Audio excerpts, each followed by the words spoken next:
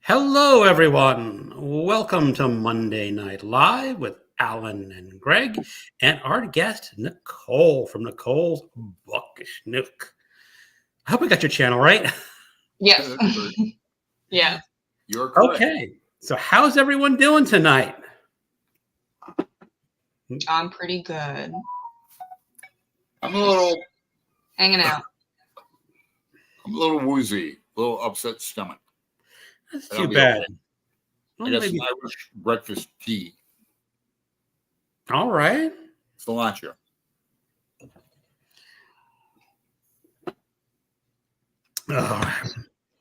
So, now Nicole, you're out in the West Coast with Alan, right? Is that correct?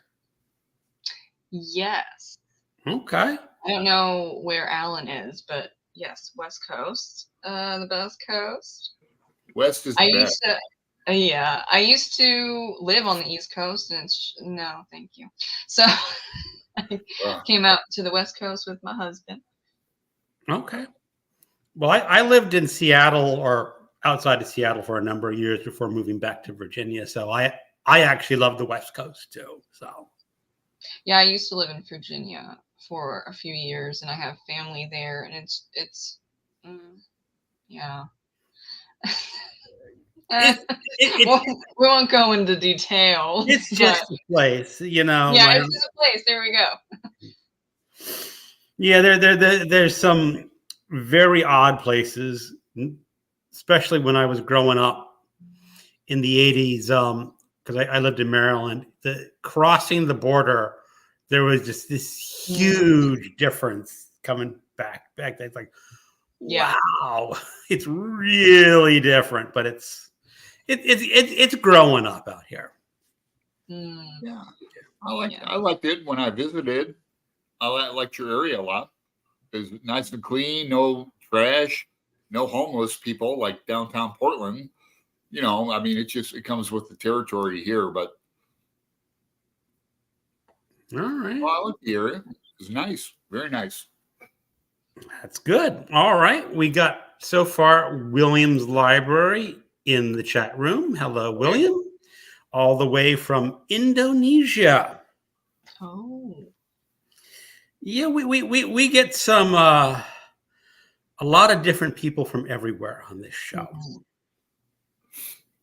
That will be getting Cliff from South Africa tonight.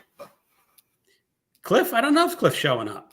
I think it's like, well, geez, 5, 6, 7, 8. Cliff's like 2 a.m. in the morning. He's not like Gareth.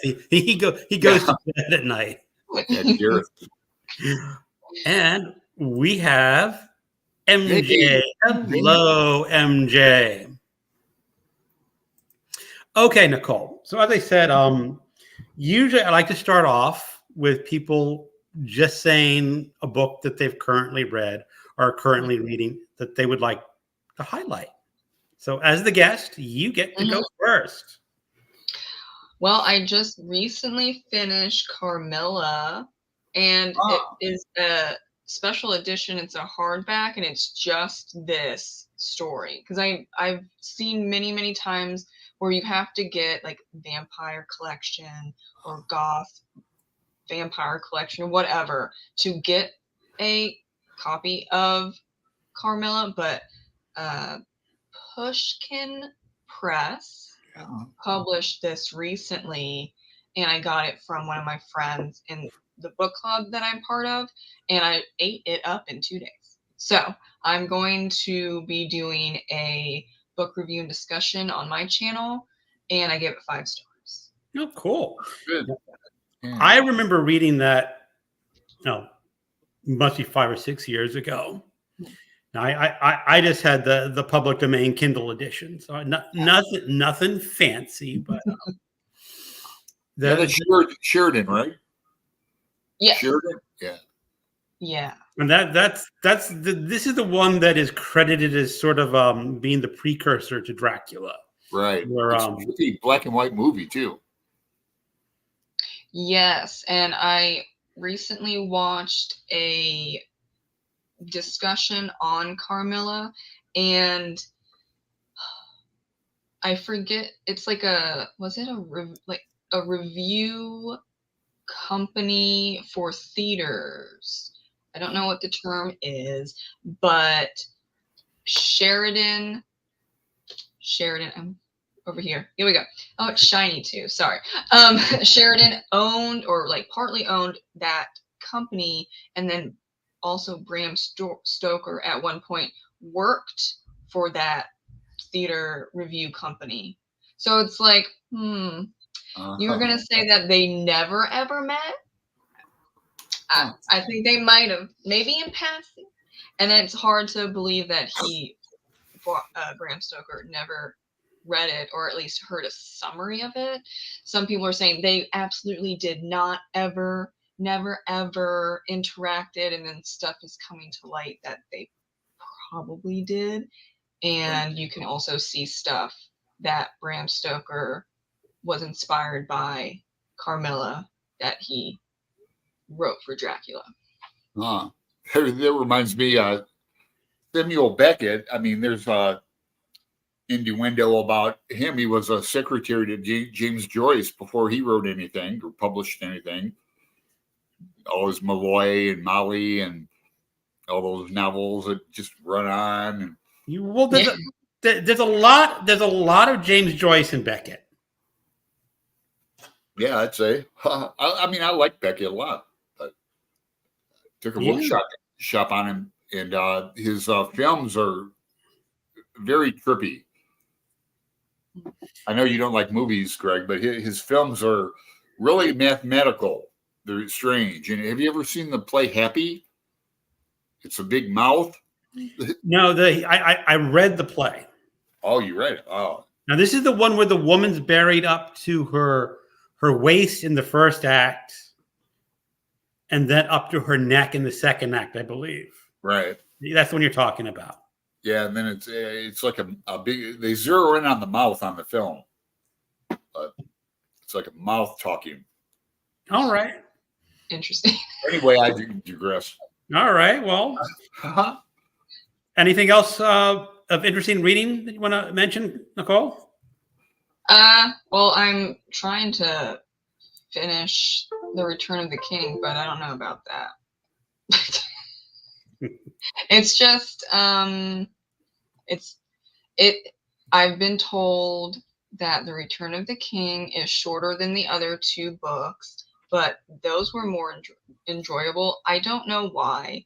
At least in my copy, which is a pocket size copy. So in my version, the first like 40, 45 pages was just Pippin walking around Gondor with beer and in pubs just chatting, and then everything else is just falling apart. And like, this is the vibe I think to start out the ending of The Return of the King, and it being so serious. So that might have turned me off. But I'm kind of reading like 5 to 10 pages at a time. That's better than not trying at all. Sure. That's my argument to myself. Well, when I was in high school, I read the first 2 volumes of Lord of the Rings, and then never picked up the 3rd volume. So I'm one of those people who can say I've never fit. I have DNF'd Lord of the Rings, which sort of shocks some people. Mm-hmm. And let's say hello to Fred, read by Fred. Happy Monday, folks. Can't stay too long, but happy to be here. Hello, Nicole. Hello. Oh, it's bad. It's bad. She's here. Uh-oh. All right. Now, when we get to my book, I'm going to mention a little bit about Carmilla and Bram Stoker, and you'll see the connection in just a bit. But Alan, let's hear what you've been reading. All right. Well, I'm gonna start this for February. Giovanni's Room with my Baldwin Reading buddy partner Patrice Jones, who she recently started a channel too. She's got like 2 videos out. I think it's called 2-Minute Reviews. But glad about that. Then Sherlock Holmes, started that with you and Jim and Randy and Scott and everybody in the Voxer group.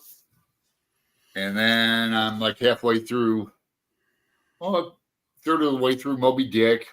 Don't tell anybody. It doesn't start till next month. I like to get a head start. And my mod translation of War and Peace. Seems like I've been holding this up for 2 months, but reread for me. So that group's going pretty well. A lot of Voxer groups. Yeah, a lot of Voxer groups going on. I was thinking about reading The Crying of Lot 49 too, because my audiobook came in.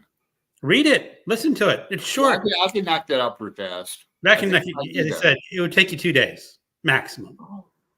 Yeah, I might do that. People saying hi to everyone. And just saying hi to everyone. All right. Now, Nicole, you mentioned, of course, Camilla and Bram Stoker, of course, sort of based Dracula on Camilla. But I've actually been reading a book called Brides of the Impaler by Edward Lee. Ooh.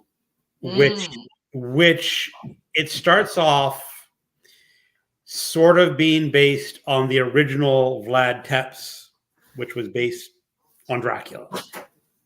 Yeah. And then it goes off into, I think, modern day vampirism. I'm not quite sure because I'm only about halfway through, and he's holding his cards pretty close to what's going on so far. But they've been to the ruins of Dracula's castle 30 years ago, and there was an earthquake and people died, and you got to figure out who didn't really die in the earthquake and is now maybe a vampire. So there's that slight connection to Dracula, building up again. And like Dracula is one of those seminal books that has just spawned so many offshoots. It's ridiculous. Yeah. Which also brings me to Sign of the Four by Arthur Conan Doyle, which is the second in the Sherlock Holmes books. And this is supposed to start in February, but I wanted to get a head start on it because on Friday we're doing a live show with Mark and Jim and Randy.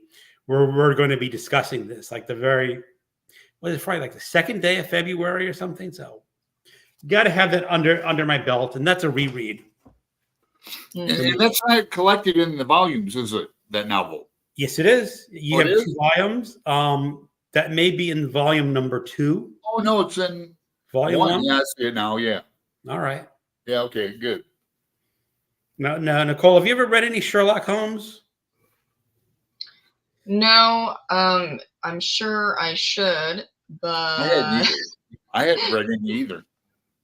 Yeah, I got so many books for Christmas and then also my birthday. I probably have like 100, and I just can't do anything else. Yeah. So there's still books that I should read and I want to read and all that, but yeah, I have to get through let's say at least 50, if not more, because now I'm feeling overwhelmed. I got a lot of gifts, book gifts for December and January because it's my birthday month. And we love it, yes. But then there's like a huge stack, and then I can't fit it on my little black TBR mini bookshelf that comes up to my waist, and there's only like 3 little shelves. I'm just like, I don't know where this is gonna go. I don't know. Well, Nicole, don't feel bad. I have been buying books for decades, and I have books that I have bought in the 80s that I still have not read yet, but I'm unwilling to unhaul them. Do you do the trick where you flip them so you can tell which ones you haven't read, like the ones that you've read titles first? Okay. Some people do that. I remember buying this book from one of my friends when I was a freshman in college. No. It was 1984. Huh. He was going to sell it. I said, I'll buy that for $1. And I gave him $1. And I still have not read this. Oh. I like the cover though. Yeah, it's translated from the Portuguese. It's a very famous novel from one of their most prestigious authors, but still, it's 1984. You think I would have read it by now? So,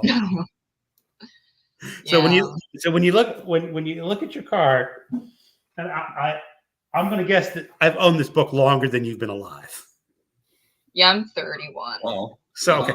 I've owned this book longer than you've been alive. So when you think how bad your TBR is, Yeah. right. I'm it's reading not Moby that bad. Dick for the first time. First time reading for Moby Dick, and I was an English major in grad school. So go figure. Well, it was creative writing, so there's that. Mm-hmm. But I'm just getting around to Moby Dick. No, I don't know about Moby Dick. I tried a few pages, and I'm like, oh. I really liked it. I think it's hilarious. I like Queequeg is my guy. Moby Dick. I first read that in high school, and I just found parts of it utterly fascinating. It's just a different way to write a novel than what you would do nowadays. Mm-hmm. Yeah. I think it's totally readable. Some boring parts about, I got to tell myself, boy, this is the most interesting stuff I've ever read about whaling. So interesting. Well, whaling was a huge industry back then. Oh, yeah. It's now, although I'm opposed to actual whaling, but it's basically died off, for the most part. It's not what it was. Well, they need them for perfume. For oil. Yeah, Yeah. And, well, like indigenous up in Alaska and that, they still eat blubber and all that. Yeah. Mm-hmm. So here's Zap. Hey, Zap. I think Dad had a question for Nicole. Oh, did she? Hold on. Let's take a look. Hello, my lovely friend Nicole. Are you feeling extra dead inside today? Well, I thought she asked if she was reading Dead Inside. Oh, no, I finished Dead Inside sometime last year. Yeah. And everybody was reading. Yeah, and I forget. I was probably looking for extreme horror reviews, and that's how I found Bad. I don't know specifically which book, but let's just go with horror.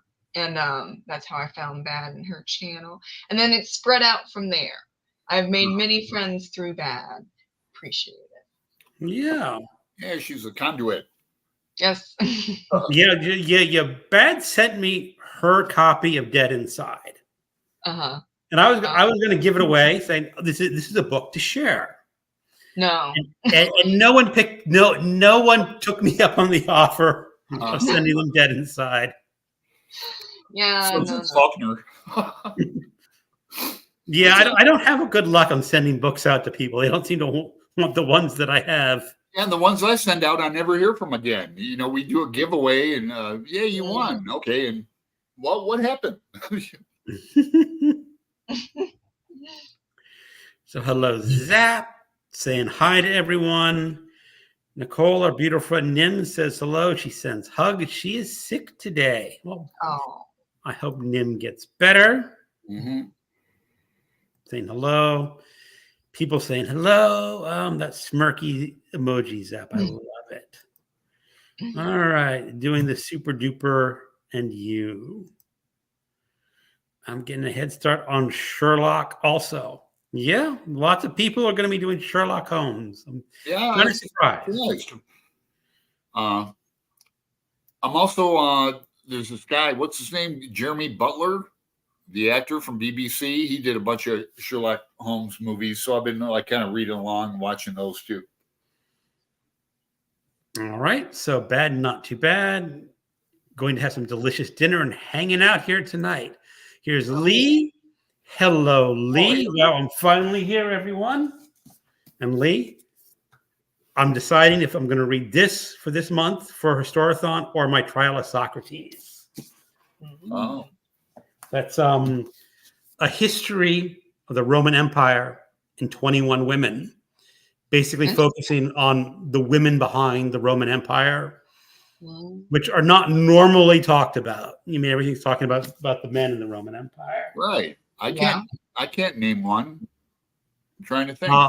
What's her name? She was married to Claudius. No, Claudius, his mother, Miscellanea. Oh, if you ever read Robert Greaves' History of Rome, she was a brute of a woman, not someone you'd want to meet up with. I like Robert Graves. I've read like the Greek myth and White Goddess and I Claudius. Boy, that's a great novel. Well, I Claudius is the one where that features his mother. Begins with an M. I can't quite remember the name. It'll come to me later. Yeah, I read that a long time ago, but I'd reread it. Williams Library. I have made an effort to read and reread the books I've had for decades on my shelf. We got the Almighty Om. Cheers. Wow. Just home from Thrift Adventures. New translation of Yoga Sutras. Patanjali. Okay, Nicole, we have a question for you. Mm-hmm. And I was actually going to be getting to this, but we'll let Read by Fred take it. And Nicole, what inspired you to become an author? Well, I've been writing since I was a kid, so just kind of went with that path. Because my mom and my grandparents really were actually supportive. Usually you don't hear that. But I always knew I needed to have a backup because it's really hard to be a full-time artist in general. And even like for traditionally published writers, they still have a second job or they have a spouse that supports them, because it's really hard to do full-time writing work. But I tried to do the traditional route, and the rejections that weren't form letters, like no indication that they even knew who you were type of thing, where this is good, but there's no really market for this right now. So no. It's like, you're lucky to get something scribbled on a rejection letter. Yeah. And so I was like, well, then let's go for Wattpad, which is online serial writing. But that just exploded, and that was kind of on Wattpad, the employee. And it's kind of died down a bit. And so when I left that fire, I went into self-publishing. And so I have 3 jobs, and one of them is writing. Okay. So does that mean you sit down every day at a specific time to write? No, I write 3 to 4 times a week for 2 hours. Okay, I'm one of those. Yeah, I'm one of those writers where I have trouble drafting, and that is probably rare to hear. But it takes a lot out of me to draft a manuscript, but I can edit all day, any day with my own stuff. So I have to really pace myself or else I burn out. And I just recently bought a nonfiction book by Becca Syme. It is titled, Dear Reader, Are You Intuitive? And I'm thinking that is what I am, because you'll have a lot of, I have had a lot of people ask, okay, so this character, did you do any outlining, or like, what was the process? Did you use such and such? And I said, no, I just wrote it. I just write. Like, those are usually my answers. Though I have to now outline the mystery of my urban fantasy mysteries, because if you mess it up, well, you are a big failure because it has to make sense. It has to flow. And so I outline the mysteries, but everything around it, I just write. And even how at times we get to the mystery part, that could also be pants. I think now people are saying discovery writer is the same as pantsing. I just say yeah. Listen to your characters and yeah. There was. You've probably heard of the writer Dan Simmons. I don't know if you've read anything by him. He wrote Hyperion and the Terror. Drood. Favorites. And I guess he is a writer that when he starts a book, he does not necessarily know where it's going to end. Right. And his comment was, no surprise for the writer, no surprise for the reader. So I guess he's one of the ones that just lets the book take its course and see where it leads him. And then I guess you got to go back and whip things into shape afterwards. Yeah, I'm a pretty clean writer, maybe because I can't write every single day. So I can't write for like more than 3 hours at a time, or else I'm going to take a good, 15-hour sleep. And then I still don't feel good after. I've tried the many writing schedules, because a lot of writers will say you have to write every single day, or at least like 5 times a day for 8 hours, treat it like a full-time job.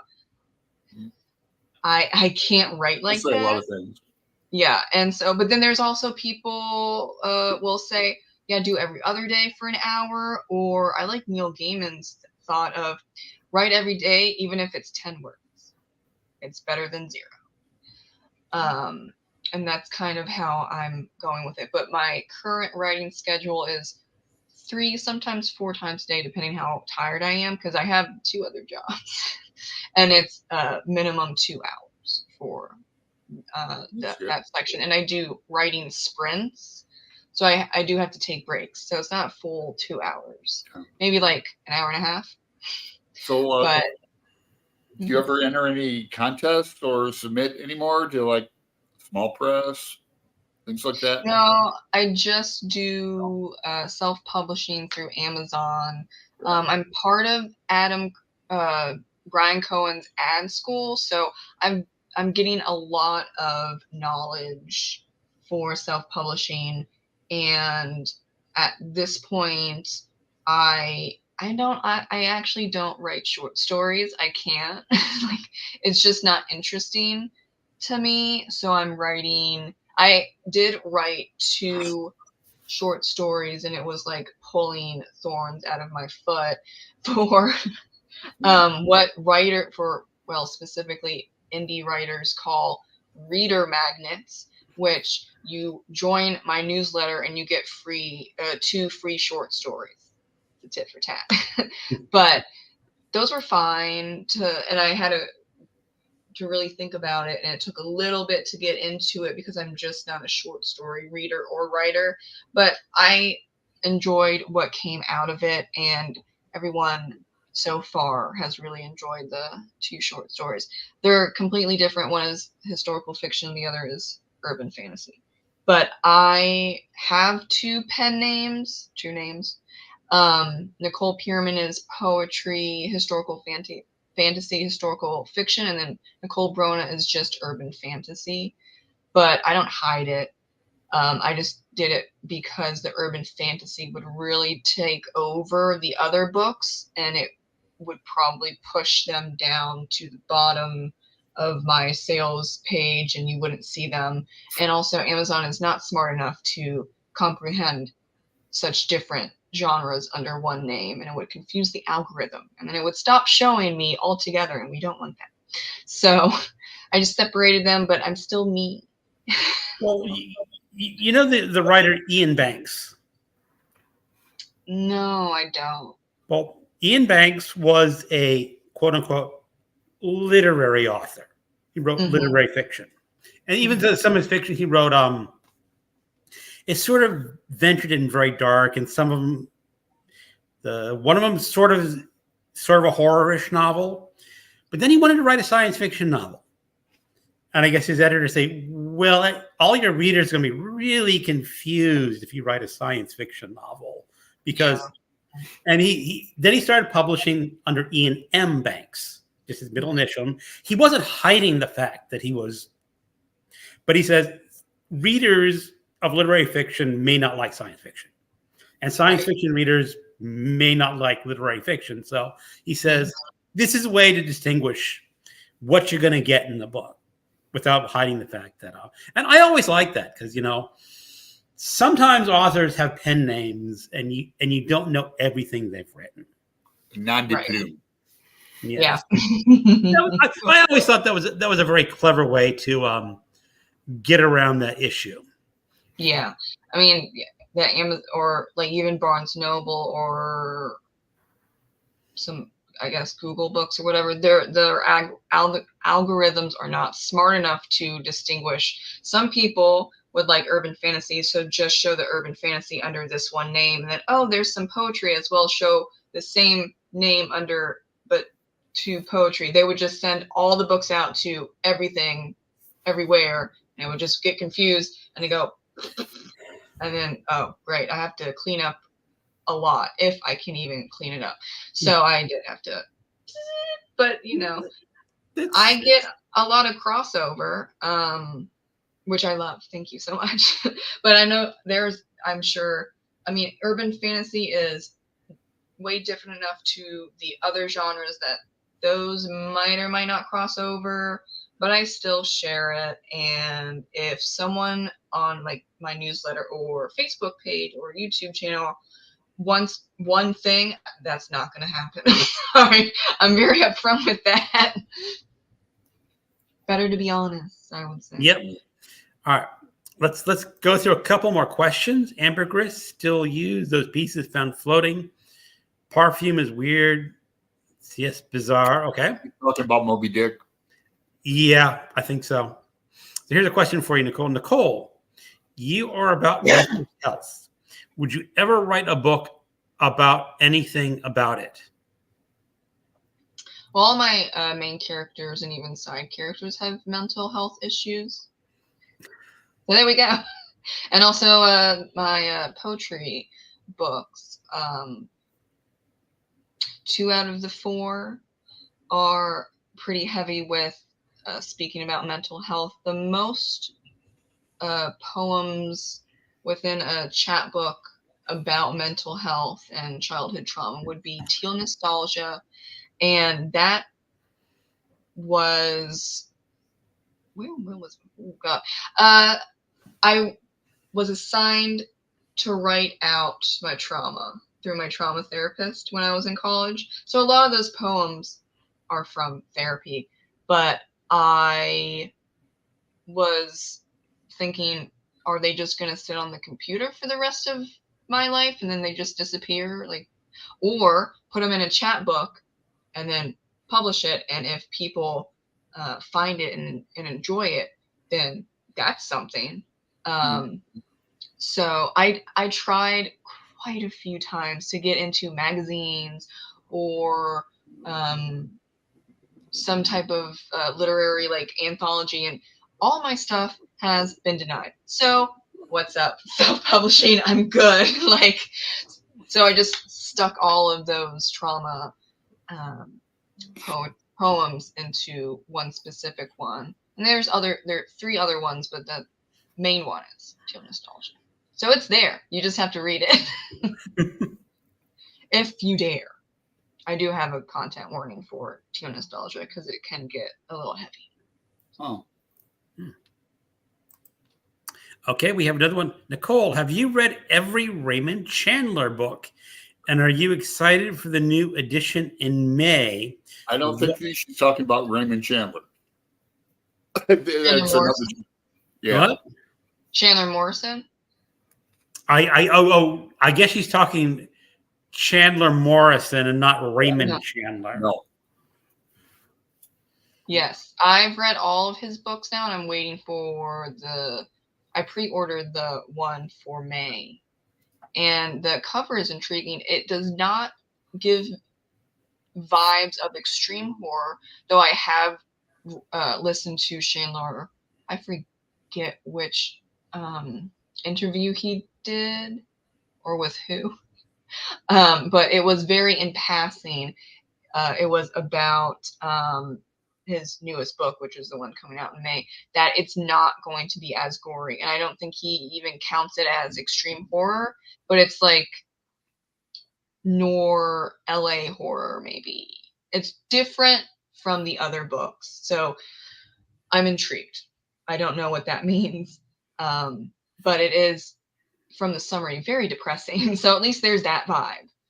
Maybe not slash and gore and all the other stuff from Chandler, but we do have the depressing MC, hates his life. We're still on that train.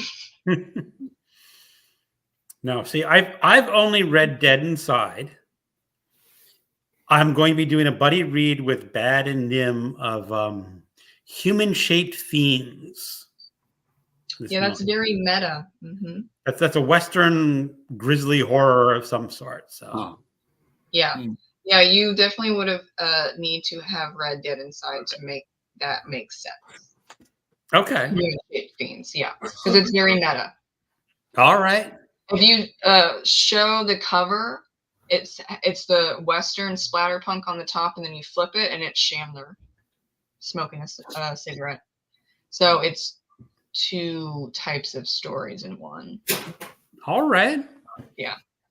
I'll have to see. I mean, I've read a few. I mean, I've read enough Westerns, but I don't know if it's really a Western book or just sort of a. Nah, well, it's splatterpunk in Western, but then he makes fun of himself in Westerns. So, okay. Yeah. I still think I'll like it. Yeah. Well, hello, Courtney. I'm sorry it's taken so long to say hello. Saying hello. Everyone's saying hello to everyone. Nim is here. Hello, Nim. Hi, Nim. Hey, took some medication and I managed to make it. Thanks for conveying that message for me. Bad. Hi, Nicole. All right. Hi, Nim. I'm still cleaning. All right. That's people just saying hi. What's up? People asking what's for dinner. You're great at multitasking. They're still talking to each other. Big chicken. Hey, Nim. I guess someone's having chicken. I had chicken for dinner. I had sushi. Hey, Hannah. Hello, Hannah. Hannah's going to be our guest host next week. Yeah. Hi, Hannah. Boy, So DC got some snow. We saw it on national news. People having snowball fights in the National Mall. Oh. Yeah. Greg and I visited Hannah in DC in last October. Yeah, so she says, hey, Nicole, thank you for sharing some writing thoughts. I'm trying to get back to an old project and need all the inspiration I can get. All right, before I get some more comments, I was going to talk a bit about your writing, Nicole, because I remember when I was in my 20s, I did some writing and everything got rejected and it just sort of dropped on the wayside. Mm-hmm. But when I first started with Kindle in 2008, that's when the self-publishing boom really hit. And people just started submitting tons of self-published books. And some of them weren't really done by writers. No, yeah. I remember we had picked, it was some online channel. We picked a science fiction book that was self-published. And I remember just the author had a little bit of trouble with spelling and grammar. Now, I am not a good speller by any stretch of the imagination, but he talked about grisly parts, grisly graves, and grisly deaths. He used the wrong word for grisly. Oh. People said, "Is this about bears?" Oh yeah. Yeah, that's a proof. Yeah. That's a proof copy issue. So you have like developmental edits line edit and proofreading. And the proofreading is when you have like your versus your, or grizzly versus grizzly, or silly stuff like that. Everyone needs a proof edit. Yeah. Not every writer needs developmental editing. And what that is does it make sense? And are there any plot holes, or how is the character development? Does the scene and the setting and the theme make sense? All that stuff. I, at this point, based on beta readers and editors and all the things, I don't really do heavy developmental edits anymore. The last few books, my editor, who also edits for Grimdark magazine, she's like, yeah, it's clean. I just did some line edits for you. Boop, boop, boop. And it was like, it's not a big deal. I think probably because I started writing in 3rd grade, and I would hope that there is some growth from 3rd grade to 31 years old. But I also have learned to write a little cleaner and not having, I really don't have a hard time with feedback. So I take the feedback from other books that were a bit of a struggle, earlier books, and then I just move forward with that type of opinions or critiques for other books. And some people don't like doing that. But if something continually pops up, maybe it's a problem. So then I look at it and think critically without the emotional tie to it, because I totally understand the whole concept of book baby. That's my book baby. I love it so much. Okay, that's fine if you're a hobby writer, but if it doesn't matter if you're traditionally published with a small press or indie published, you are now going to decide if you're going to publish it and create a product. And I know that's hard for a lot of people. It's hard for artists. Sometimes it's hard for me. So I got to do all the things. I'm a little lost. It's on me for it. I don't understand what you mean about. I understand about it's my baby, but come on. I mean, a writer doesn't get rejected like an actor does. Like next, it's in person. Oh, writers do get rejected. Oh yeah, but not like an actor does. Oh, they can. Well, I'm used to, like, when I was on Wattpad, it was you upload chapter by chapter, and in the chapter you have comments, and I had people say, "Go jump off a cliff and die. You suck. I hope you die. You're stupid." Well, that's. I'm like, oh, thank you so much. I didn't know this brought out so much of you. I mean, I wouldn't put up with that at all. It's like, I mean, I like it's criticism, fine. But up yours, Yeah, and but there are the writers or just artists that they release something, and then there's a few people that don't like it, and then they have a mental breakdown. And I've seen it over and over again. I'm like, don't read the reviews. No. This is it. You've released a product, don't read the reviews. Kind of how that goes. But that comes with territory that you have to accept. Yeah, I've been writing like all my life as well, and I've been published quite a bit.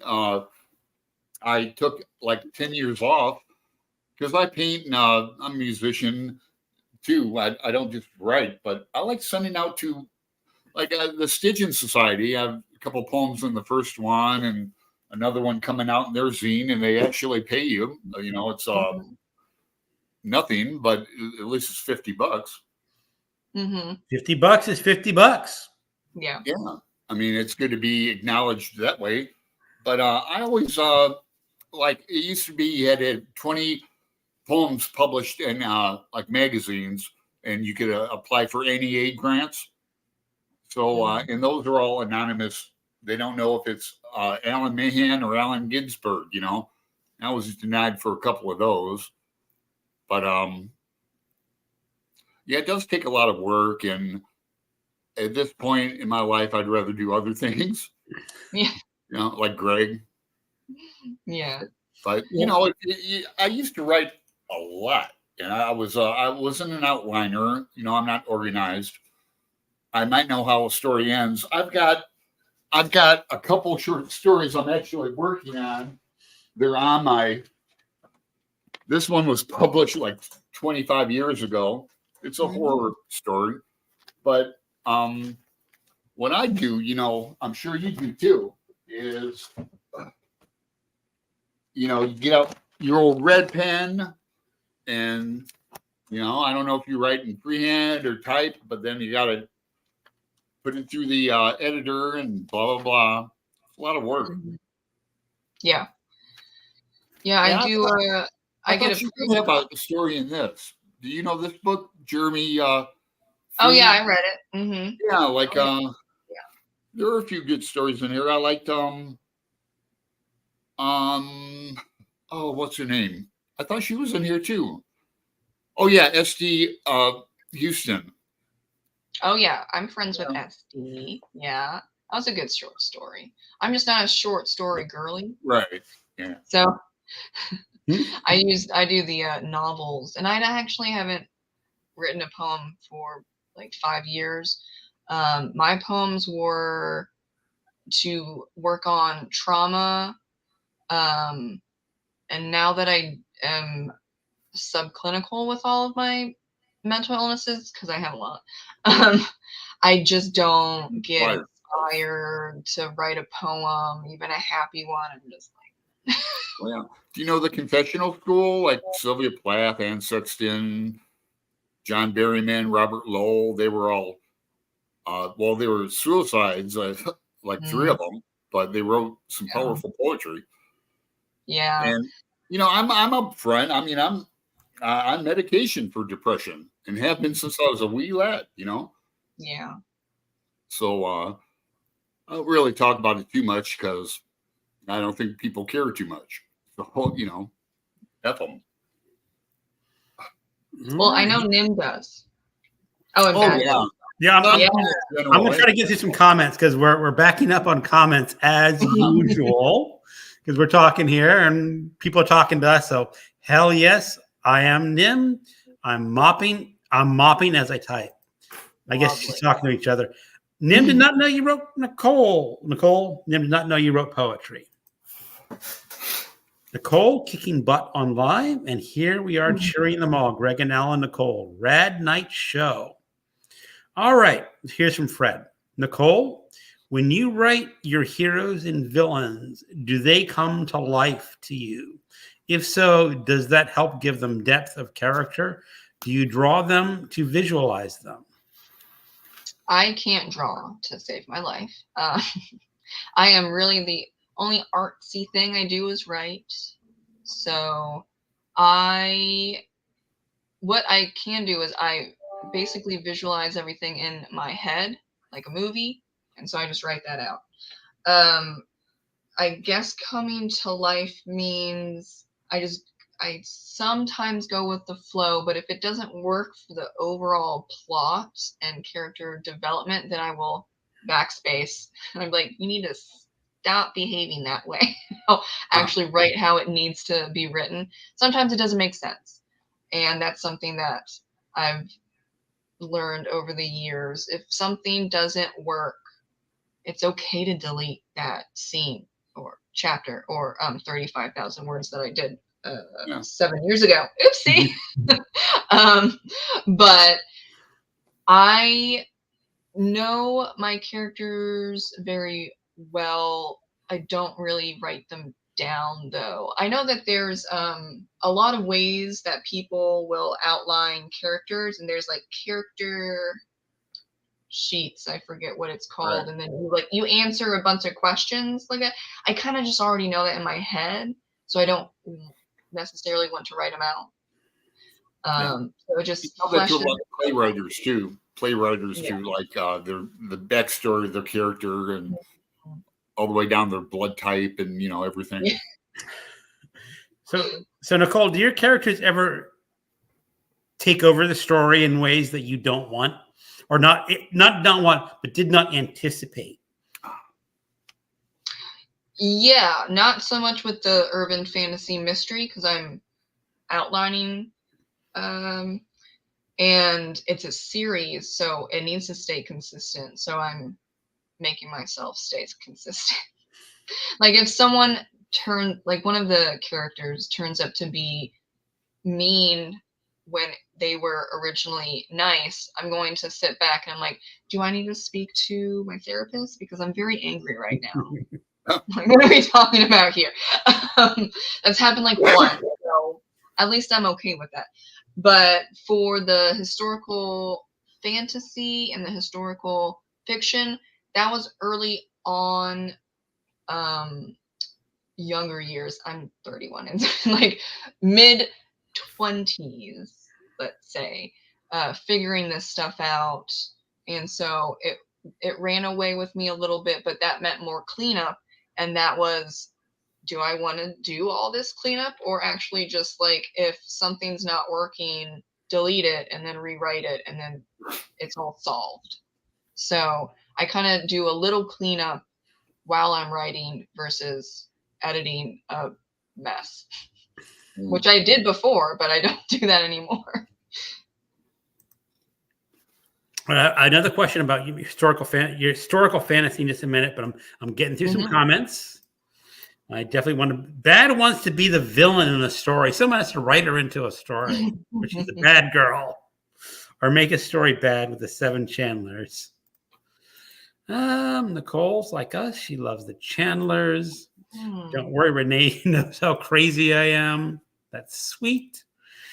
Turning trauma into poetry, beautiful. I want it. Yeah, I started Human-Shaped Beings. The 2nd chapter surprised me. You're talking about the book we're starting, the buddy read.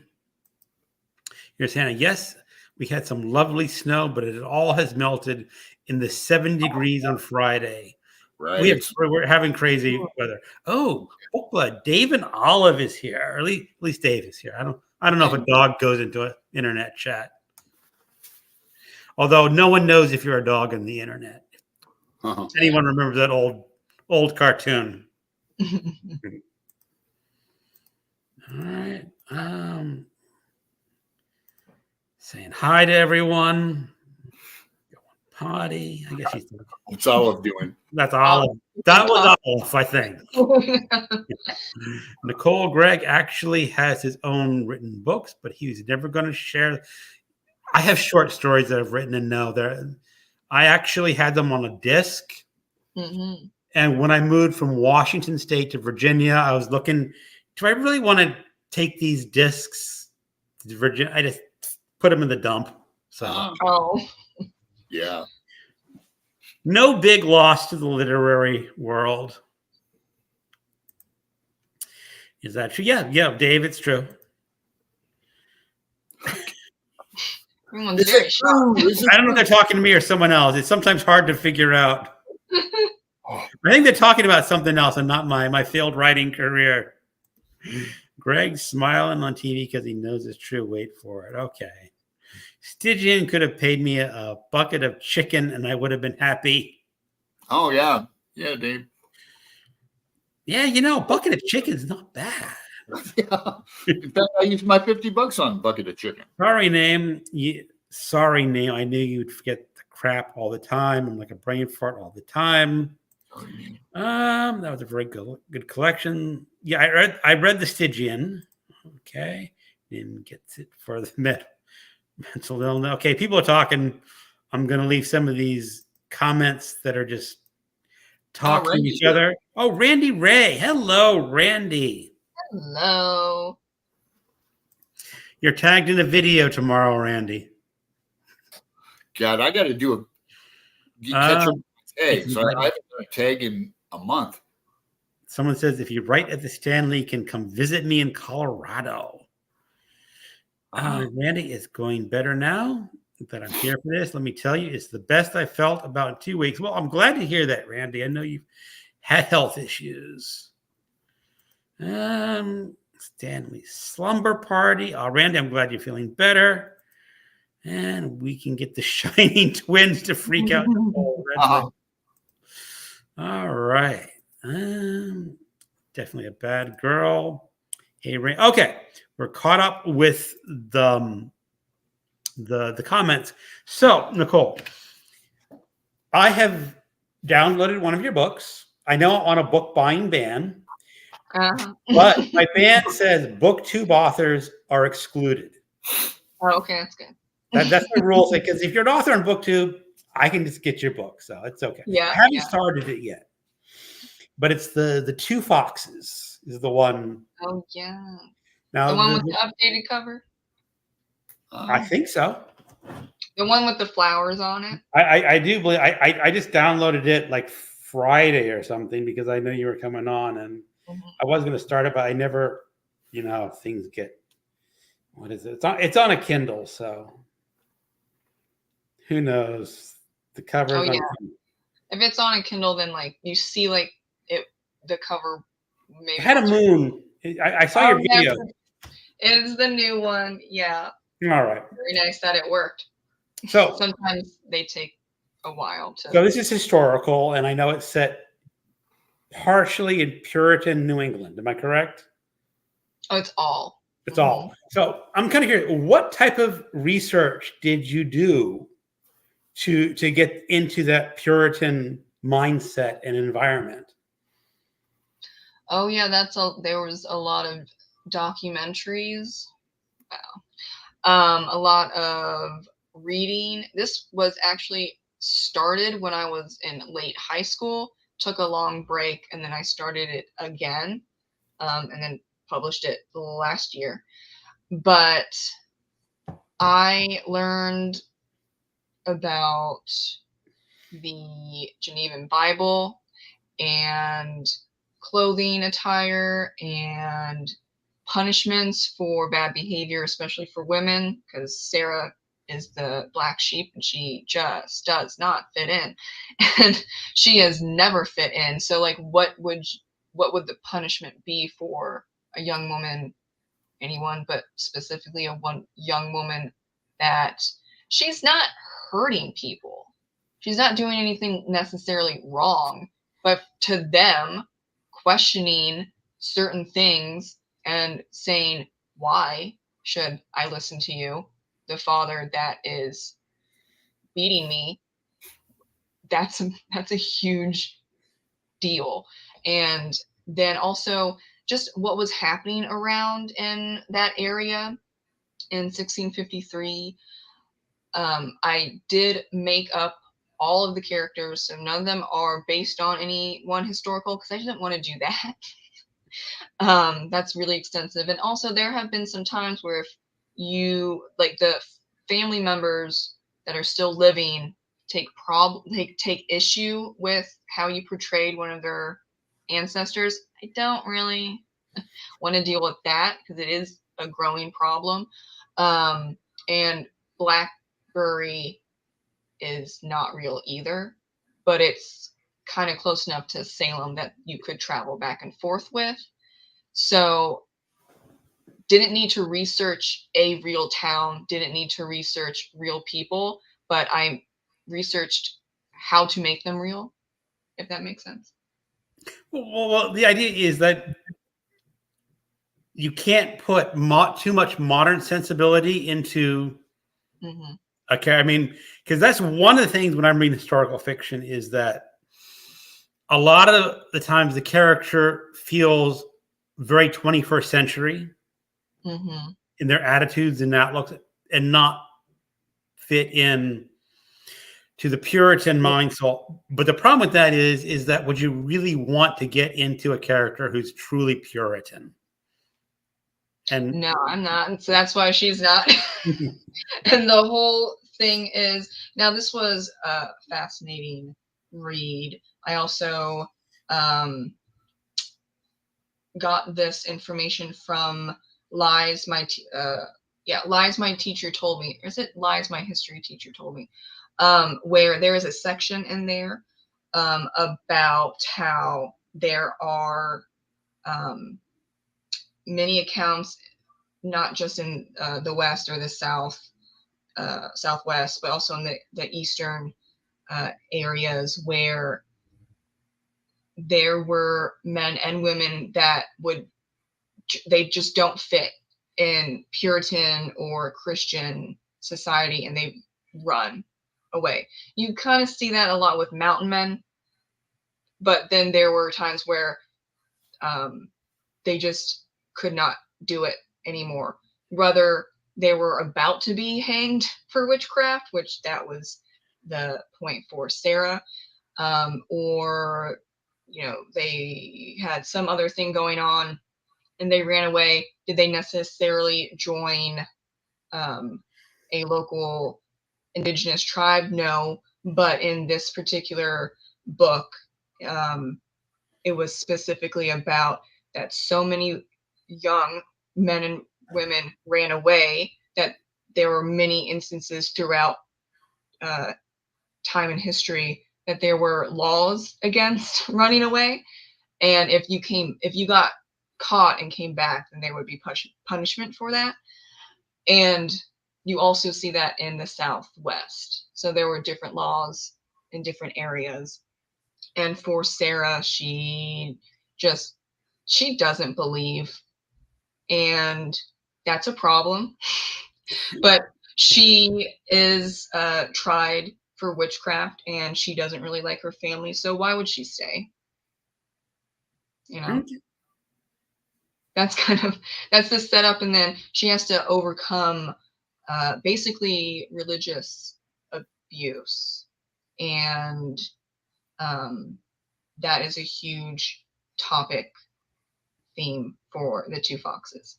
Cool. All right.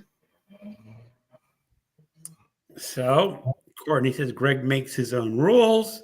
Well, I've had this rule since the second year of the book challenge. I mean, I came up with it when someone was the first year. Someone failed because they bought a BookTube prize, not a BookTuber's book. I said, look, they're your buddies on the internet. You're allowed to support them. That's how I see it. Yeah. Yeah, that's really awesome. Bad things. It's awesome me for that, but you support your fellow booktubers. Yeah, good exception to the book buying ban. Courtney, are you going to do any plans? Is she talking to Nim or you? She might be talking to you, Nicole. She said Courtney, but I think no. I think going to do any plans for a smart book like Priests? Courtney, they were reading. I can't remember the title of the book, but it was a bad kept. She talked about it for a few weeks. She liked it a lot, and Courtney was reading it too. Priest, and it's like a trilogy, but it's a dirty priest book. I have it on my pile of possibilities at Amazon, and there's like 200 books on that list. Who knows when I will finally get to it? So Nim, lies my history teacher told me. That sounds really good. It does, because who knows what lies people are telling now in history classes. Yeah, it's lies. My teacher told me everything your American history textbook got wrong. I had to look it up. I was like, it's pretty long. I think I got it right. Yeah, that's that. It's very chunky. Learned a lot. And I also worked with close Indigenous family friends and a few Indigenous friends for the parts for specifically the Pocumtuck tribe, but also the Mohawk tribe as well that you see. Oh, okay. I live in a Native American community. Yeah, surrounded by the art director here is a Native American, the office manager. There's a few white people, but I've liked Native American culture for decades, ever since I lived in Phoenix, Arizona. Oh yeah, I'm really into it. I mean, I smudge and all that. Daily. Yeah, I have non-related relatives, so I'm not Indigenous, but I grew up with non-blood related. Usually Cherokee or Navajo. But have you ever went to a sweat lodge? No. Yeah, they're really cool. It's an experience. Yeah, I've heard that's definitely an experience. Yeah, I grew up with a lot of kind of basic knowledge, but I wanted to go more in depth. But then again, the Pocumtuck tribe not around. There's not too much history left over. Like they don't people don't know what type of language that they spoke or what it might sound like because they were already small to begin with, and so they eventually there were multiple ways that that specific tribe came to be no longer with us. One of them is just like they the tribes people joined other tribes around Massachusetts Bay Area and then up to Canada. Then you have like war, famine, disease, but they at least they're known about, and I wanted to showcase a tribe that was very important, but now they're no longer around, unfortunately. Sounds like they have a supai. There's only like 700 at the bottom Yeah. of the canyon. Mm-hmm. Okay, so yeah, Nim says, hey, that's a mouthful of a book. So I think Bad has to go to dinner. We'll have a good dinner. Night. Yummy. Yeah. People saying good night. All right. Just people saying good night. Okay. Okay. So anything else about your writing that you would like us to know more about? I mean, this is your chance to, to just tell us about your career as an author, and do you ever see it expanding? Do you ever see yourself becoming like a full-time author, or?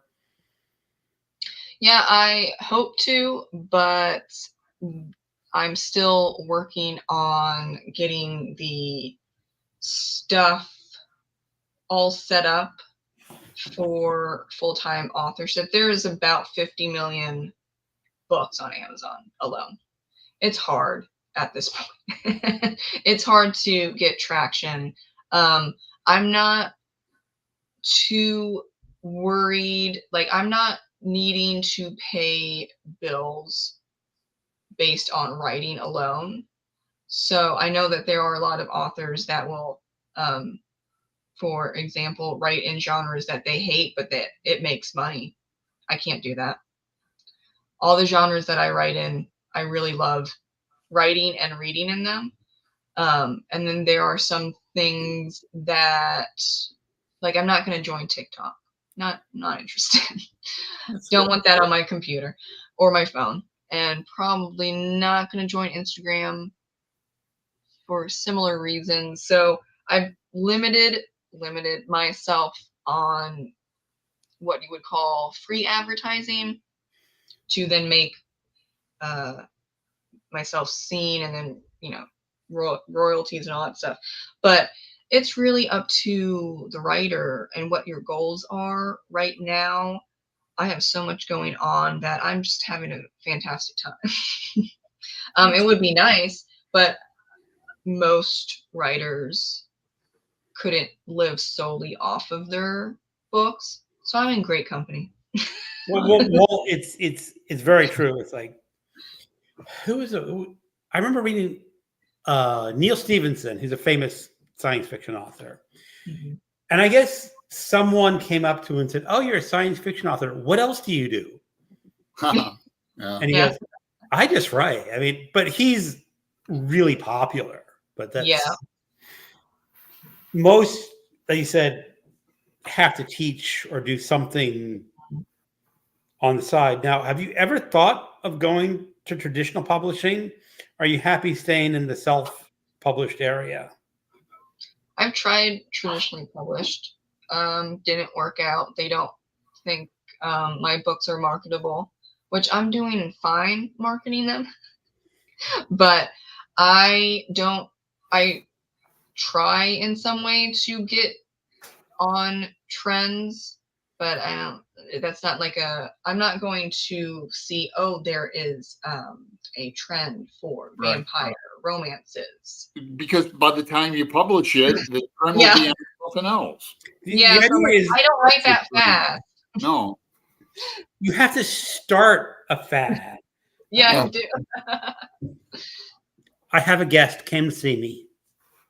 Oh, your new cat. This is the demoness. Oh. Yeah. She's a 6-month-old kitten, and she's got ADD. Well, kitten ADD. Great coloring. You see, Is it calico, right? Calico. She's a tortie. Oh, tortie. Okay. Are you going to sit here and let me hold you? Yeah. No. As I said, she's got kitten ADD. Oh. So what's the novel you're writing, Nicole, about? Like murderous elves? Oh yeah. Well, that the urban fantasy mystery is set modern time, and we follow Tessa O'Hara, who her magical ability is seeing other beings. So, and it's all, well, every other book is set in DC, and then we move around. And it's a 6-book series. The first one is in DC. Actually, it's in Bethesda, Maryland. But that first one was about witches, murderous witches. And then the second one that's coming out, Murderous Fairies, that's fairies, but it's set in Santa Fe. And that is like the whole, why are there fairies in Santa Fe? At 14 dead fairies, to be exact. Yeah, you think they might be in San Diego? I don't know. Yeah. So you said a book in Bethesda, because I grew up in Bethesda, Maryland. Yes, I used to live there a long time ago. Oh, where? I'm just kind of curious. What part of Bethesda, Maryland did you grow up or live in? In Bethesda. I mean, it was. I lived many places around Maryland, and then also Virginia. I don't know if I want to be specific. Okay. I mean, Yeah. I don't mind. I mean, I can tell you in a place I used to live because I don't live there anymore. Yeah. But I lived in the apartment complexes right next to NIH. Oh, yeah, I know that. Mm-hmm. Oh, well, that's where I set, where I put Tessa, because she's struggling, and those are like the cheapest apartments around. Probably not anymore, but around this time of like 2018-ish, where I set the series, yeah, those were like the cheapest, but I think most of them didn't even have heat or AC. No, they had the radiators. Well, I lived there in the 90s, so who knows? But they had heat and AC back in the 90s, but they were older apartments. But yeah, they didn't. The radiators would because I had a friend that lived there, and it would leak, and then it got so hot, like she had to leave the apartment in the summer because it was like 85 degrees in the apartment. I was like, okay, that's and then like I was there when the maintenance guy came in, and he was like, yeah, and just left. What? Not the best maintenance. Yeah. I could see that. I mean, especially, that would have been, I was then the 1990 mid 90s, and you were 2018. Yeah. So they were World War II era apartments. So wow. Yeah, with radiators. I remember those radiators. Yeah. Those were tough. She was in there in like 2016. So which series is this? It's the Midnight Detective Agency series. Midnight. Okay. Nicole Brona. Yeah, because they're urban fantasy mysteries. Those are the ones that I outline because I got to do it. But it's really it's based on just knowledge that I grew up believing because I grew up neo-pagan. So it's not really anything particularly new, though it could be new if you don't know neo-paganism or Wiccans. So you might know some stuff in there, Greg. And then there's also like some, or not Greg, Alan. Wow, I have the bad year. Yeah, Alan, and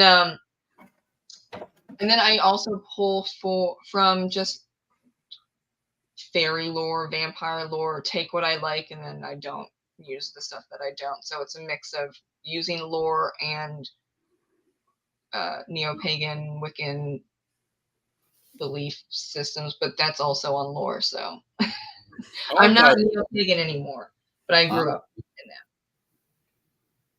I was going to just reminded me of W.B. Yeats's The Celtic Twilight, and I thought I had a copy of it, but I don't anymore. Oh, yeah, that sounds familiar. I haven't read that though. I love finding Celtic books because it's hard.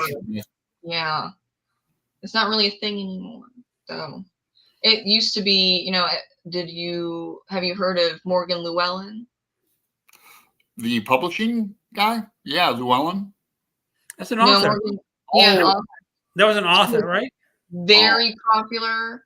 I think there is like the it's a term, Celtophile, where you're obsessed with all things Celtic, and you're obsessed with Scotland or Ireland or Wales, but you kind of mush them together, Celtophile. And she was very, very popular. And then I noticed, just like looking back, when the Troubles ended, there was a few years after the Troubles ended, kind of like maybe around 2003, 2004, where the interest of Irish stuff just plummeted. And now you don't really see books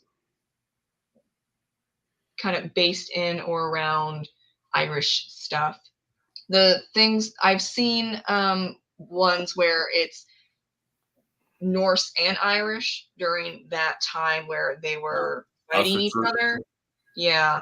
But not, that's like Asatru is a like religion of the Norse. The hammer, Asatru, yeah, they wear hammers as. Yeah. Well, I'm thinking of Shauna Lawless's book where it's historical fantasy, and that's like the one that's lately published. It's the Norse and Irish in Dublin, but after the Irish phase happened, Outlander came up, and so you have a huge spike of Scottish stories, and it was focused on just Scotland. And then it moved to all things Norse. Didn't matter if it was in Sweden or wherever, but it was Vikings, historical fantasy.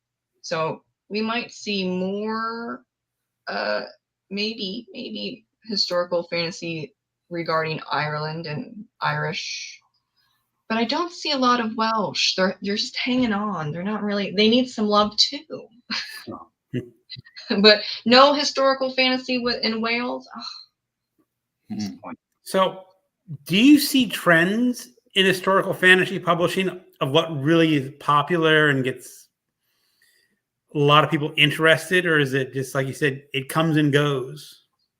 Yeah, right now it is Norse, all things Viking, and you might see Irish stuff, but not really. It's like if you have like Shauna Lawless's book, the Norse and the Irish.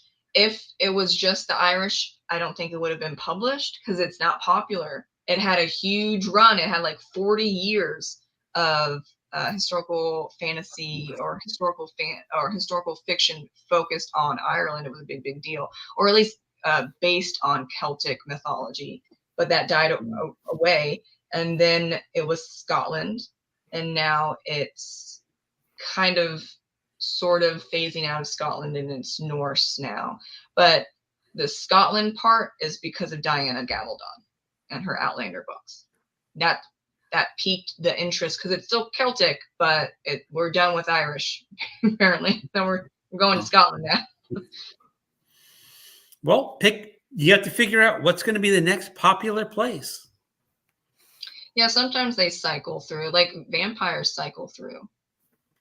Like you have too much vampire and then it dips down and then, oh, I want vampires again. It goes back up. Or zombies.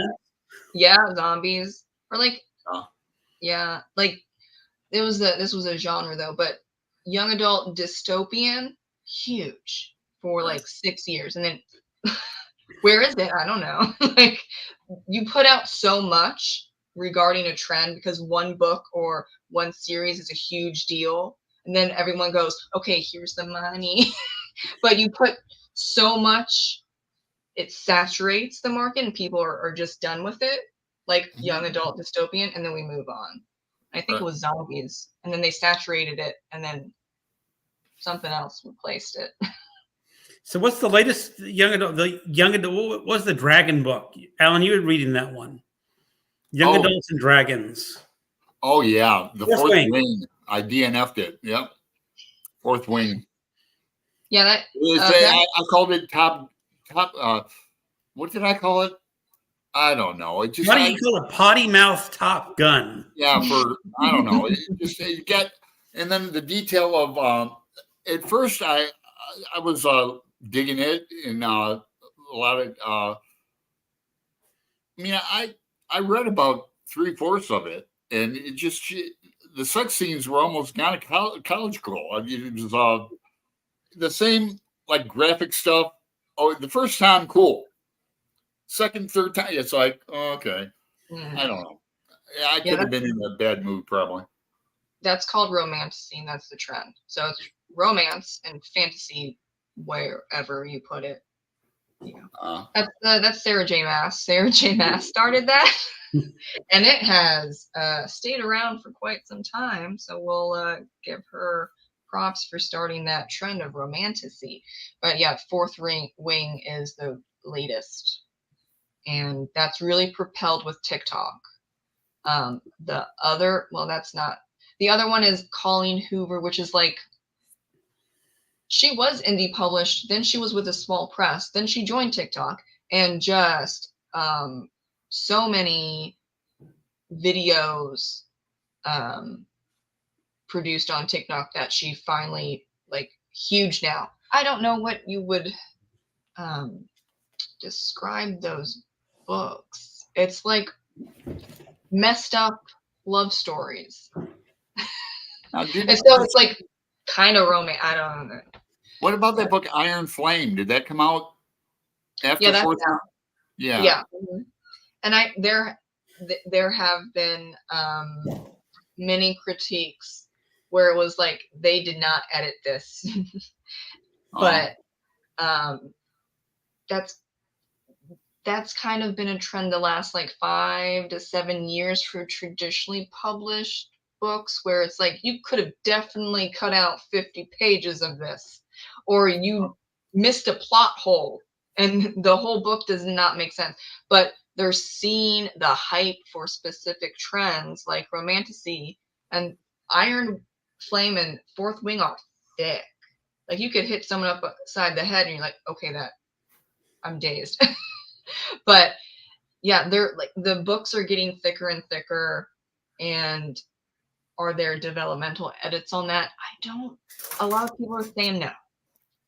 So, but they're making enough where it's like, okay, keep going. Just keep going. Enough people are buying it and enough people are enjoying it. So we're just going to ride it. Ride the romantasy wave. Well, isn't that sort of normal if you have a popular author, let's just say Stephen King, they're not going to edit him at all. They're just going to whatever you put in gets in the book. And I think his earlier books got edited and were tighter than some of his later ones, Yeah. So Rebecca Yarros was, I'm pretty sure, writing just contemporary romance, but then she jumped into romance fantasy for whatever reason, I don't know. But and then that got around on TikTok and boom. So then it was like, yeah, just write whatever you want because you made us. It's really big, and we want to get this, within less than a year. I think it was published less than a year, or about a year and maybe a few months after Fourth Wing, and that happens a lot, not just with traditionally published books, but with small press and indie writers that are like, oh wow, I'm making a lot.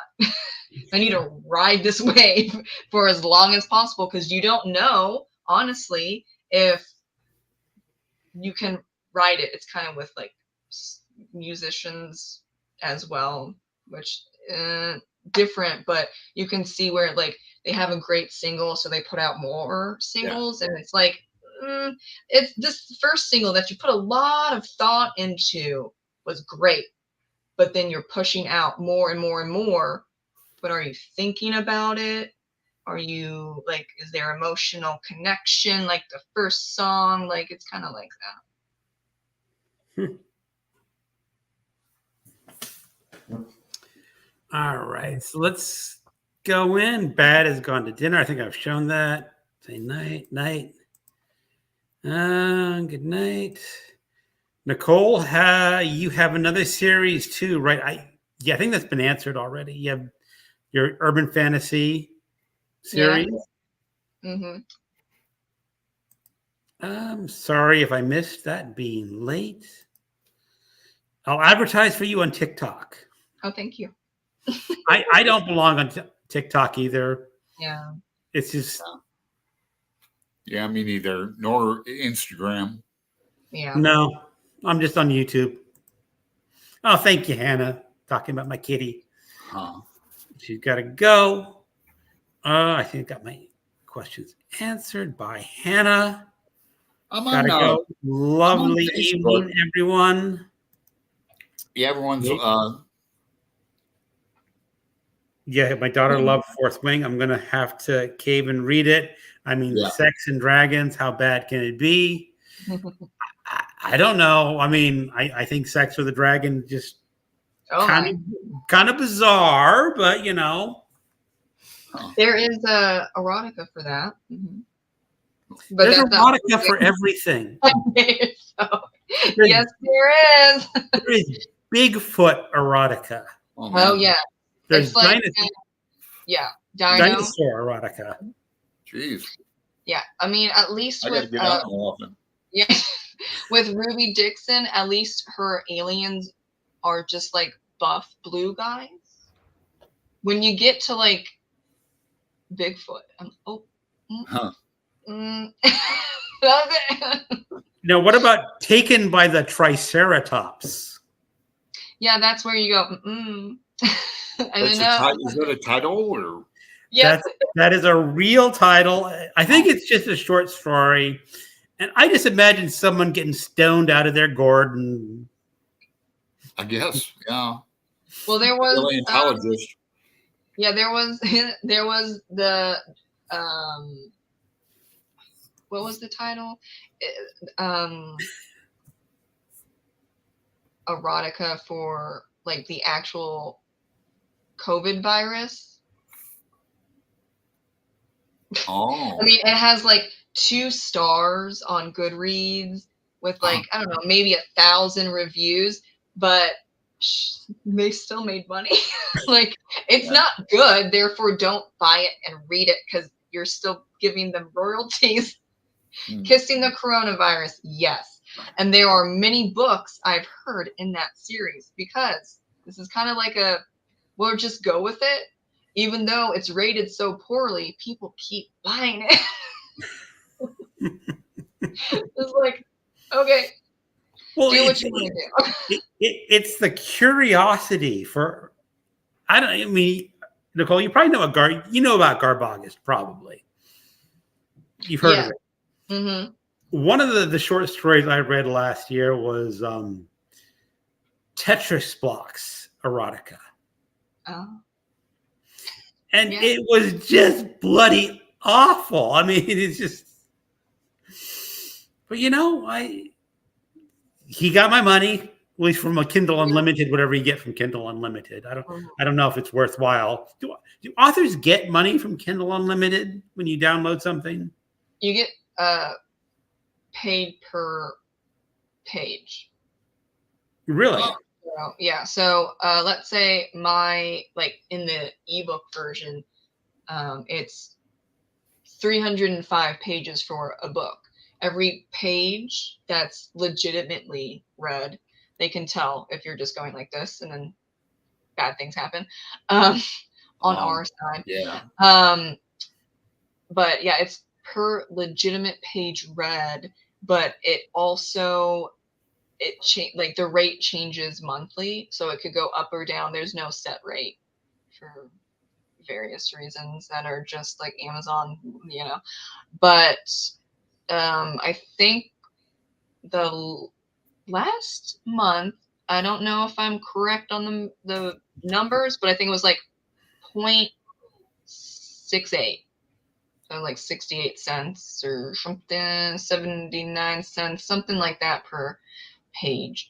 So technically a paperback, if done correctly, which that also is a wormhole, we won't go in the wormhole, but technically physical copy is the most royalties, then ebook, then Kindle Unlimited, if done right with the printing, because you can lose money on paperbacks for various reasons. Oh, so get paid by the page, and it used to be paid by the word, like 4.5 cents. I remember that back in the 80s. Yeah. Got paid for $37 and X amount of cents for a story once. Mm-hmm. Down there in a pile somewhere, but I Yeah, think I sent it to Greg. Brian at Bookish is here. I sent him that. I was about to say that. Hello, Brian. Late as usual. Well, I wanted to make Dave made a comment about the this episode in Fourth Wing that I did like as well. Where I forgot. Did you read that, Nicole? No, I haven't. Oh, okay. All my. This isn't a spoiler. I think that's the one where there is a Rick and Morty. Yeah. Where Rick orgasmically bonds with a dragon. Well, they call it becoming fond of. The dragon becomes fond of them. Oh. So that was it. Kind of made sense. I mean, she goes into how it works, but it takes a lot of time and effort to have your dragon become fond of you. Well, that's kind of like Avatar movies. Oh, yeah, I didn't see the second one. Where they have the little, I don't know what you call it. It's not a tail, but they they're not dragons either. The flying things in Avatar, they have that little, and then they go, and then they're connected. All right.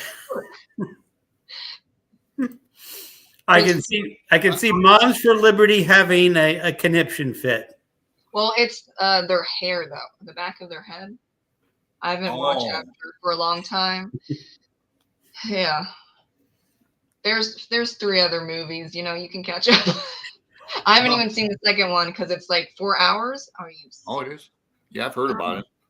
I'd like to see Cameron's movie where he goes to that in his submarine down to I think it's the lowest point on Earth in the Philippines. Oh, yeah. I have an idea I've been thinking about for a story or a novel for a long time. And it starts out with a tsunami happening there or an earthquake happening there and tsunami happening in LA. Mm-hmm. It's not a dystopian novel or anything. It's I'm not even going to get into it. It's so bizarre, but someday I might write it. Maybe. All right.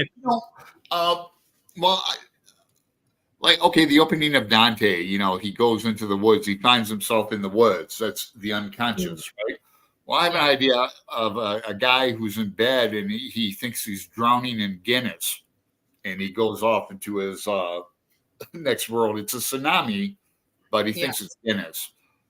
And that's as much as I'll say right now.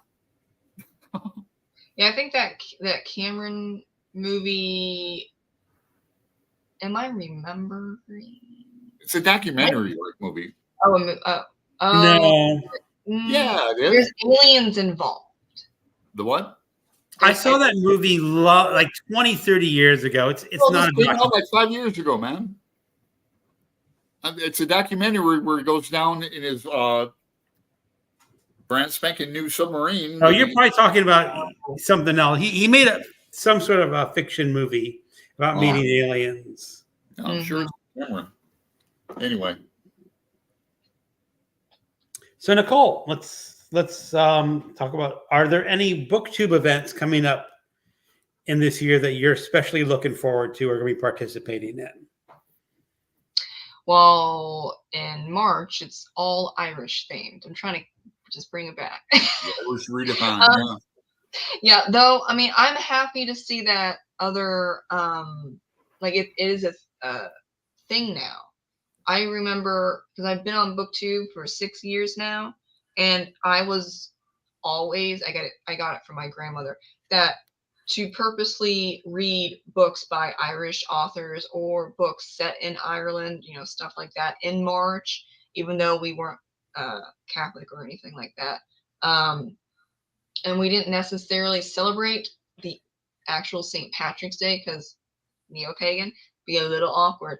But we also learned about St. Patrick and what the celebrations look like in America, which are very different from actually in Ireland and stuff like that. So I have always read at least one book from an Irish author or a book set in Ireland in March. But now I can actually join a readathon with others. So I'm excited. I have I'm going to say 7 books for March already planned out. Okay. Challenge. Oh. And then also every October it's only horror, but that's a ways away. So I like the Irish readathon. Yeah. I usually participate somehow. But I just Googled what I was talking about was Cameron. He formed Earthship Productions, and he made a documentary about that place in the Philippines, August 28th, 2023. So last year, Deep Sea Challenge, it's called. Oh, and then Bookish said something else. Yeah, Bookish has a comment. Oh. Cameron made a documentary called Titanic 25 years later that episodes on streaming somewhere. Oh, submarine. They said, did somebody say Guinness? God, I haven't had a Guinness in 6 months. Too long. All right. Yeah, I am not huge into alcohol, especially beer. But I might have to take another sip of Guinness in March. I don't know. I am not a huge fan of beer specifically. I don't know how to describe the taste of beer, but yeah, a lot of people don't like it. Yeah, at least I'm not the only one. Especially Guinness. I mean, it's pretty strong stout. Yeah. Mm-hmm. Yeah. So you have a black can, mix it with Harp, and the Guinness floats on top. Yes. It's a thing of mystery. It's an Irish mystery, but we appreciate it all the same. I can't figure it out. But though I know you all do a lot of readathons and stuff. I don't usually do themed months, but I'm part of a messed up book club. So that's kind of relevant. I don't know. A messed up book club. Yeah, we just read messed up books. So what would you consider a messed up book? Dead Inside. All it's usually usually splatterpunk. Yes. Well, the next one, actually, I do have it because I'm starting it early because it's kind of chunky. Over here. Black Leopard, Red Wolf This is Alan likes that one. yeah, that's for February, starting it early. Yeah. Oh, look at that. Love the cover. Yeah, me too. It's great. Yeah, I like Marlon James a lot. I've read 3 of his novels. Yeah. But he read one book for me. Yeah, this one was chosen because people say that it's messed up, and people have said Amazon, Goodreads, wherever. I DNF'd it because it gave me nightmares. Yeah. Messed up book club. He built his own African mythology. Yeah. I think I was talking to Nim about it. She DNF'd it, but because of the writing style, not because it's messed up. But she reads messed up books all the time, so it's like it's kind of hard. Like his writing style, but she liked Dead Inside. One of my friends in the Messed Up Book Club said he started the audio book and he had to slow it way down because it feels like you're in a dream at first and you have to get used to that. He uses a specific vernacular too, always going, because he's Jamaican and it kind of stems from that. But I really like him a lot. I've read 4 of his novels. You've read the Book of Women? Or no, it's Night Women. Night Women. Night Women. And then 7 Killings, History of 7 Killings about Bob Marley. That's a great book. I've read that. That's the only one I've read. Did you like it? It was fine. It did not make a huge lasting impression. I thought it's really violent, but it's humorous too. But I don't remember any humor in that book. There's gallows humor in it. Gangster humor in that. Then what was the other one? I read the sequel to Red Dragon, Red Wolf 2, Spider Woman, something about Moon something Spider Woman. That was good, but not as good as Black Leopard, Red Wolf. Mm-hmm. Yeah. I mean, he's. I really enjoy him. He's really impressive, I think. Yeah, for February, we're only reading that one book because it's so big. So we'll see how that goes. But usually for the Messed Up Book Club, it's like 2 books because horror is usually short. So you can get 2 books in per month. But for this one, we were like, it is, yeah, 620 pages. It's pretty chunky, yeah. Chunky. But then going back, actually, because then there's 2 books that are short for March for the Messed Up Book Club, and so that's 8. But one of them is maybe 150 pages, and I can read 150 pages in a day. So what's the March book?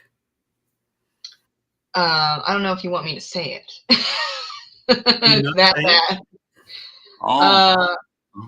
I don't know if you want me to say it. I don't mind bad language if it has bad language. The Haunted Vagina. Okay, that's not bad. Okay, I don't know. Yes, so there's ghosts that come out of. Oh wow! All right. I'm sure Nim and Bad are going to be like, "Did you like it?" And then what was the other one? I don't remember. The other one, because we read Skin that I found from Nim, and then Mason Television I found from Bad for this month. And actually basically if I think everyone knows this by now, if you need some horror recs, you go to them. So a lot of these books for the Messed Up Book Club I've gotten from them. I'm just copying them. I think Skin. I think I've read Skin. I think Bad recommended Skin. That was about the taxidermist, right? Yes. Okay. Yeah. That took like half a day. I like the short stuff, but for horror, you gotta make it short, just kind of like mystery, because you can only draw it out so much. like a 600-page mystery, what are we doing? Yeah. A 600-page horror book? I don't know. Well, that's what was cool about the Garbaugust anthology. The deadline was last year, but they did a real short knockoff crazy. It was fun to do. Yeah. I can handle anthologies because it's multiple short stories. And if it's like 500 pages, well, it's not the actual, it's multiple short stories, not a whole story. Like, yeah, let's get into this. But I haven't, I've seen lots of anthologies, and I'm like, I gotta hold off because I have 100 books, and right. when I get to this, I never realized the Stygian Society collection is like 250 pages. I didn't know it was that long. But that's a good length. I like that. Well, I mean, I got mine on Kindle and I read it. I mean, I was reading like a story every other day or something like that. So it like took me about a month to get through it. That's a good pace. Yeah. I looked it up. The second book for March, not Irish related, is Dr. Parasite, and that cover. Okay. That's a good messed up cover. It's basically like flies coming out of a guy's body. Gosh. Okay. Egad. Egad. Probably they kind of look like that. Not they've been tested on, but they're not normal flies. So we'll see. We'll see. It's always interesting getting those recs, not just from Bad and Nim, but like there are other horror tubers, and you're like, okay, I'm intrigued. I'm hesitant, but I'm intrigued. Well, horror has a very good back. There's a lot of stories, especially like on Kindle Unlimited for horror. You can get a whole lot. Yes. Yeah. And some of them I've gotten on, and some of them said, well, they're just okay. They're authors learning their craft sometimes, Yeah. Yeah. Well, and horror can be difficult to figure out if you're new and don't read that much horror. And also, it like splatterpunk or very gory horror, you gotta know some writing style to not make it just like traumatizing. I mean, there are, I guess Like one would be, like Hog. Why? Versus Chandler Morrison. There's a point. There are multiple points also because it's satire for Dead Inside. Is it disgusting? Absolutely. But you're not slapped in the face every single page with disgustingness. And the satire that Chandler does makes fun of that stuff and certain stuff. So you kind of have to understand satire and where the cultural reference is from and all that stuff, but at least it makes you think, right?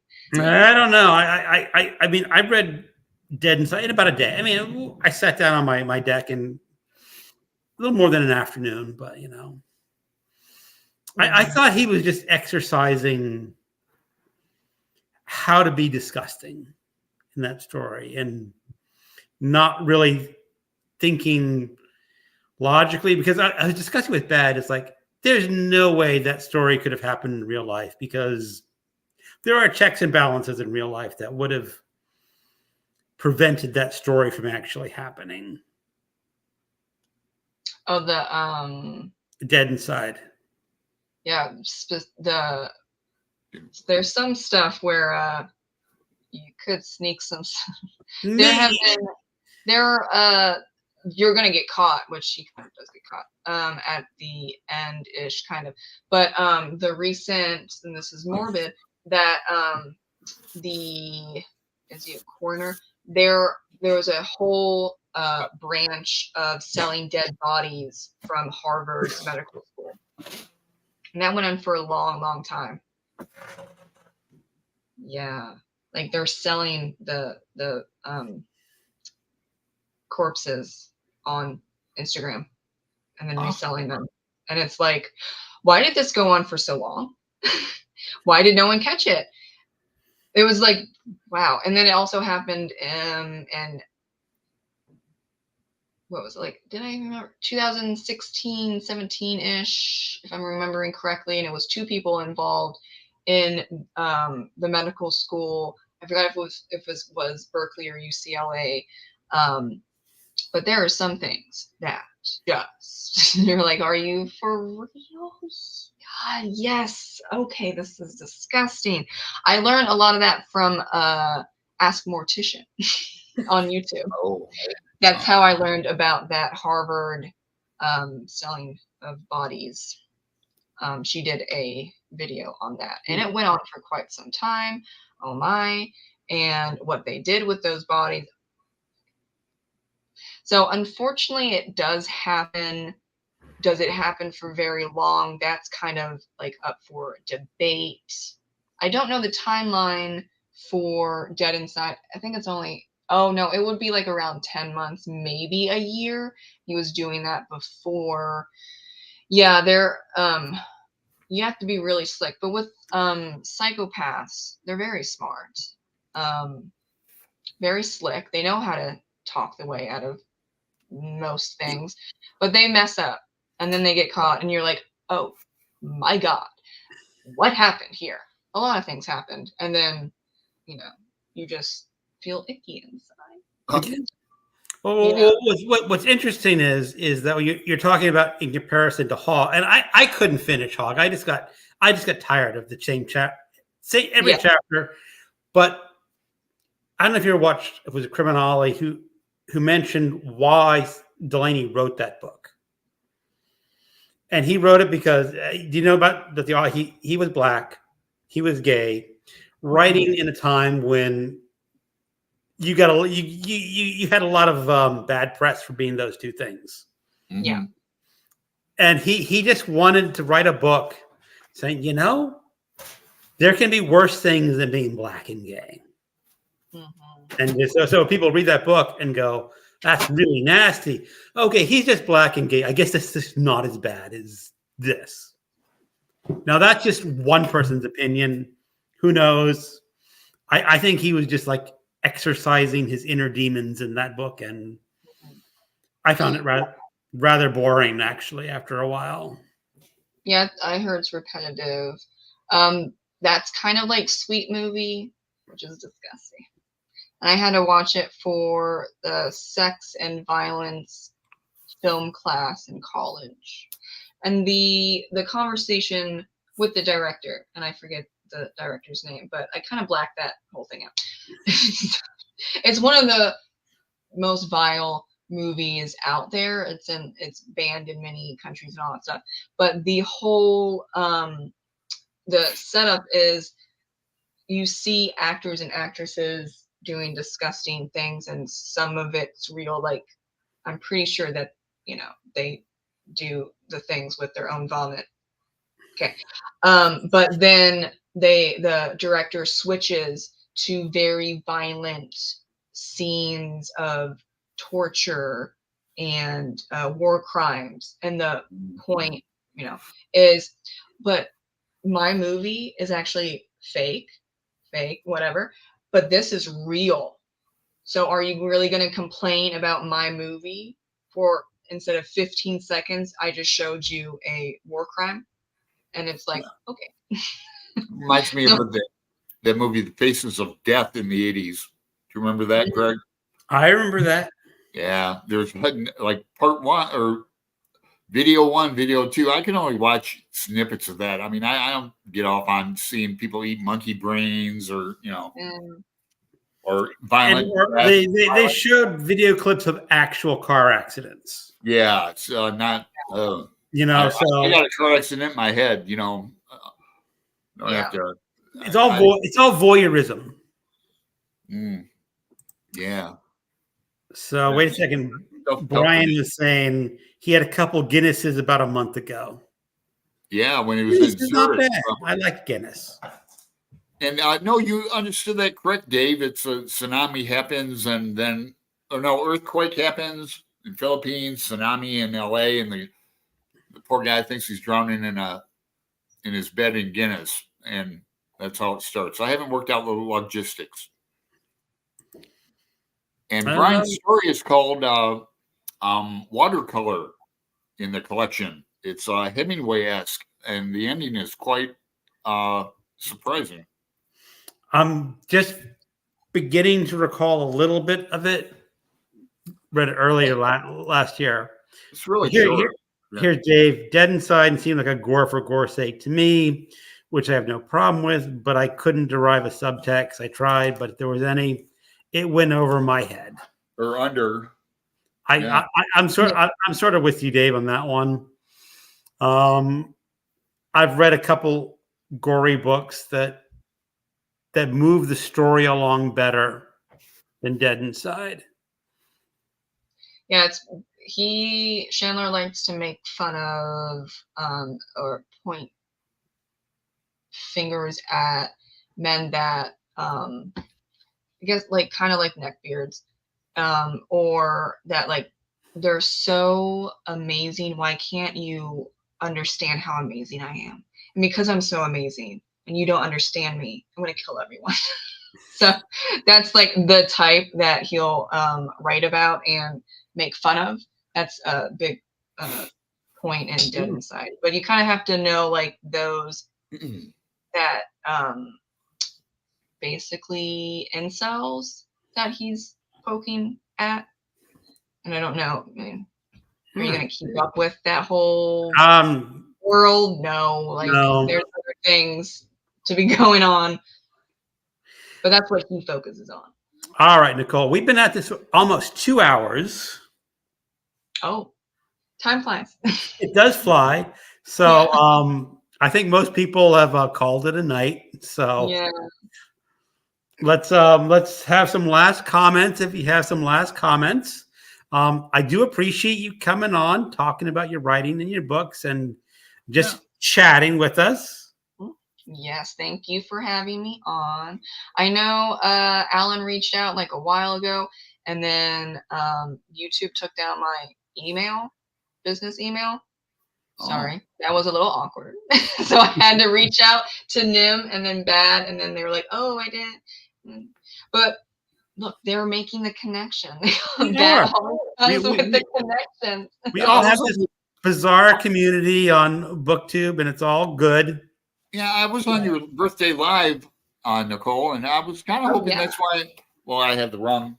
I was thinking like, well, S.E. Houston would appear, or Emily. I've talked to her a little bit, or like your writer friends, but because we have Kelly finally. Yeah, I was about to say we had. She came right at the end. I can read horror much more easy to watch it on the screen. Flip by it. Dave says hi. Well, hi, Kelly. Thank you for coming in for the last 3 or 4 minutes. Well, Nicole, again, thank you so much for dropping in on our show and chatting with us. Yeah, anyone who's left in the chat, I'm finally starting to wake up. Hanging out with us on a Monday, and have a good night.